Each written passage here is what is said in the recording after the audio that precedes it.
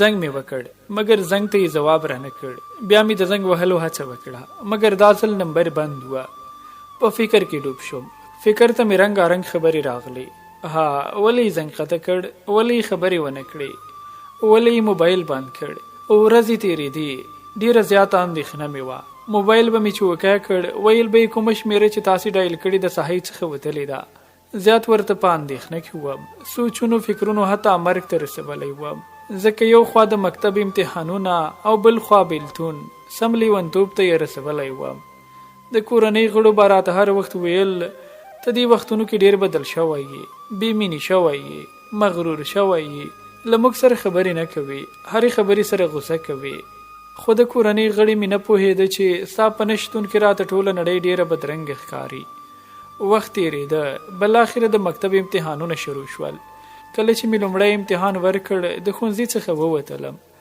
فکرونو او سوچونو بیا په مخه کړم. په همدې فکرونو کې وم چې موبایل ته مې زنګ راغی. ومې کتل، د نوم پر ځای مې ورسره زړه لیکلی وه.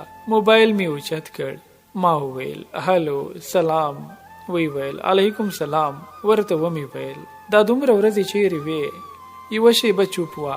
په ژړه غونې غږ یې وویل بعد له مودو درته یوه خبره کوم. ومې ویل ووایه. وی ویل جرګه راغلې وه، ته مې سترګو ته کېدلې. ما وخندل. ورته ومې ویل څه وایې؟ ما ویل ښه څه وشول؟ راته یې وویل د نامزادۍ. په خندا مې ځواب ورکړ ښه نو تا ټوکې هم شروع کړې؟ وی ویل قسم خورم په ځان پوه نه شوم. ومې ویل امکان نه لري. وی ویل پوښتنه وکړه. ما ورته وویل ما ته دې زنګ نشو کولی. وی ویل په ور خو به تېرې وي. په ژړه غونې غږ کې مې وویل اخ نامردي، دومره نامردي ولې دې داسې وکړه؟